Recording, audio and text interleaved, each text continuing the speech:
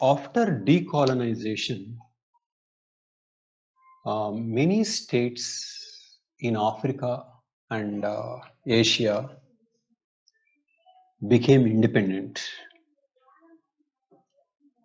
and they raised this issue of development. And what was seen as a development was that the Western countries set an image of what a development should be. So in that sense,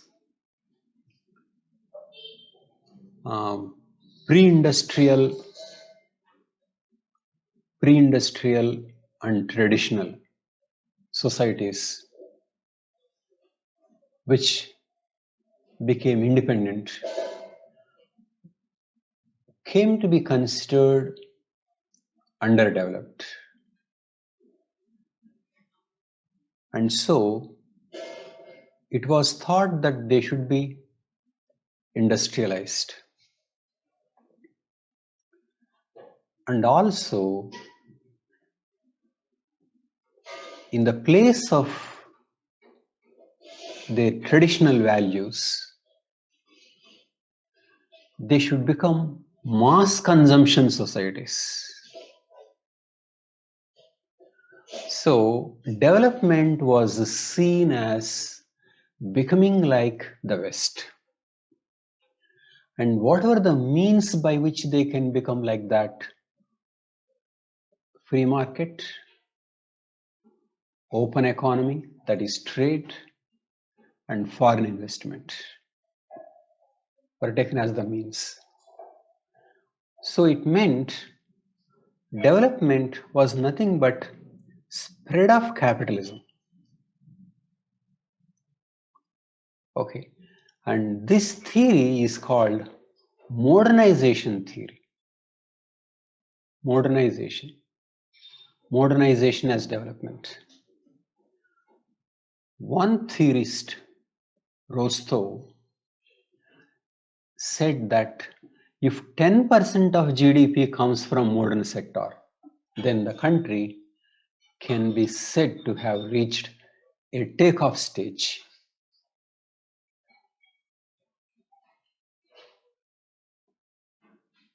A takeoff stage. Okay. So the end is fixed. The end is fixed. The means is fixed. The end is like the West, and the means is like the West. Okay. This is what is called liberal thinking. Liberal thinking.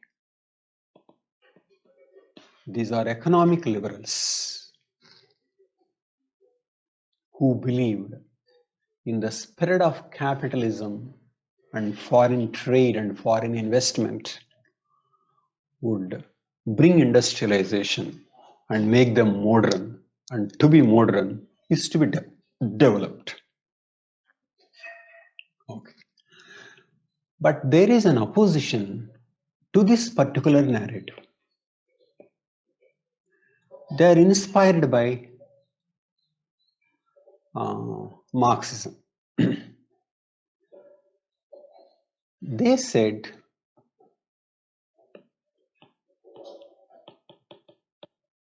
inspired by Marxism. They said that if capitalism develops, if capitalism spreads to the decolonized states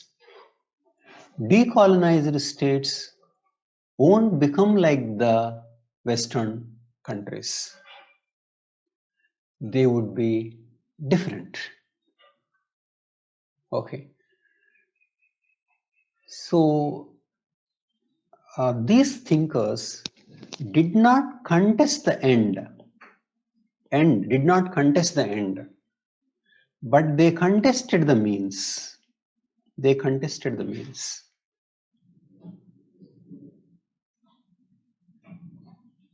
So they felt that if capitalism spreads, decolonized states would be underdeveloped. These theories come under so-called dependency theories. Dependency theories. Dependency theories proposed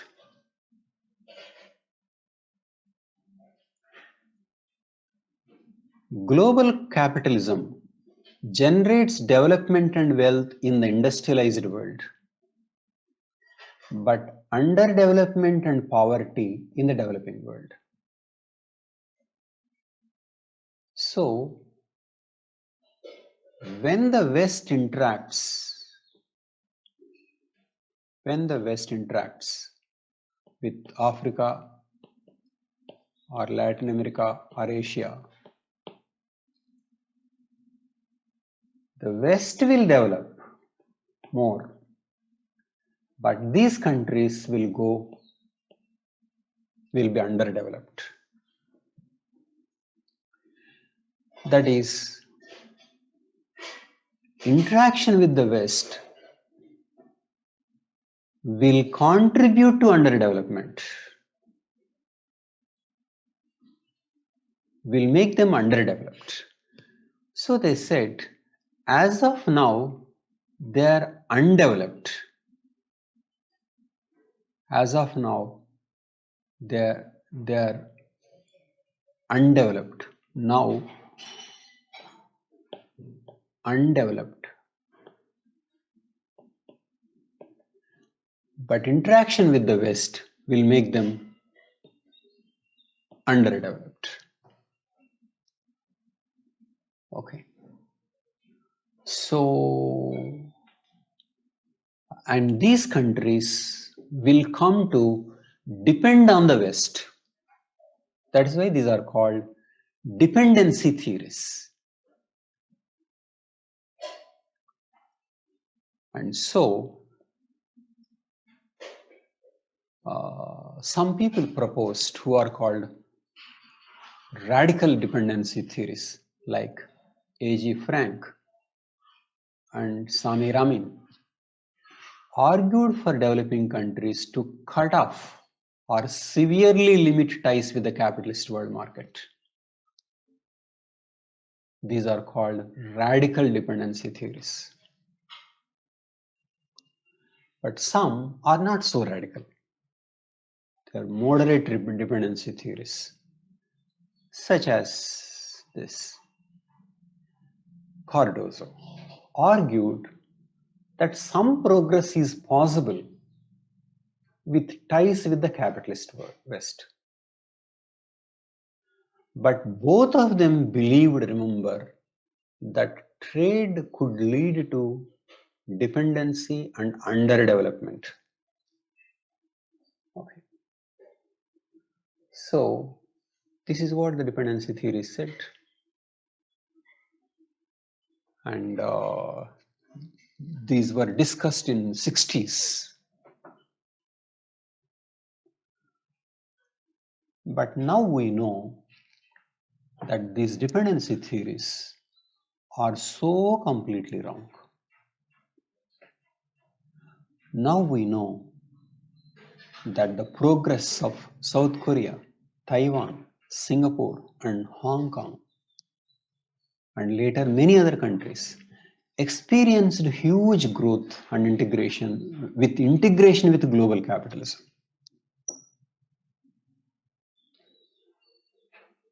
Okay. So now this is very well accepted that trade helps, foreign direct investment helps,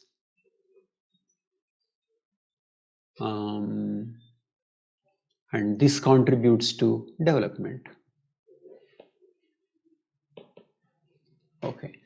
So you can say these dependency theories are completely rejected.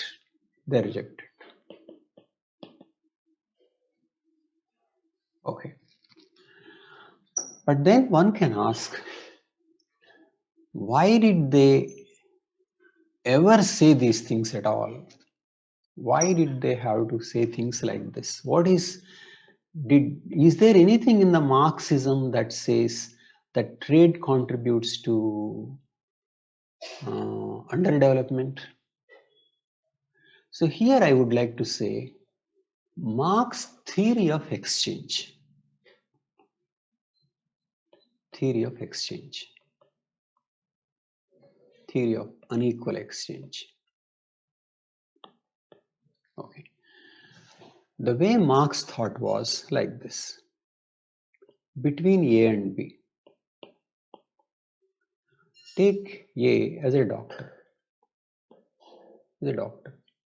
who earns 10,000 rupees for 1 hour of surgery. He employs a maid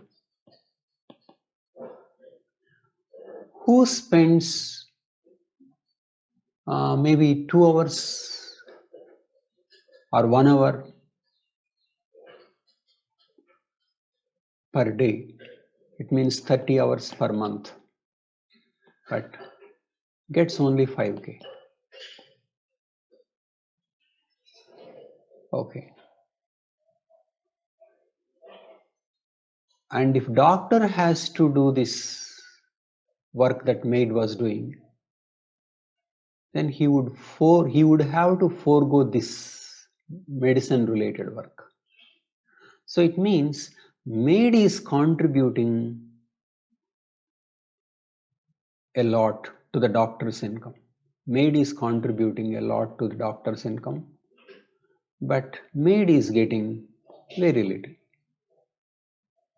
This difference Marx calls surplus. This difference Marx also calls exploitation.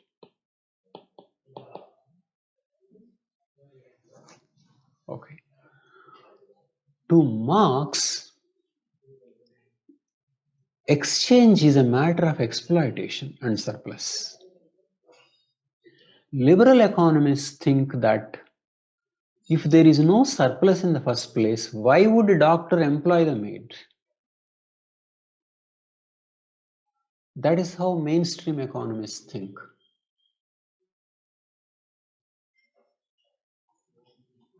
Why would a doctor employ the maid if there is no surplus?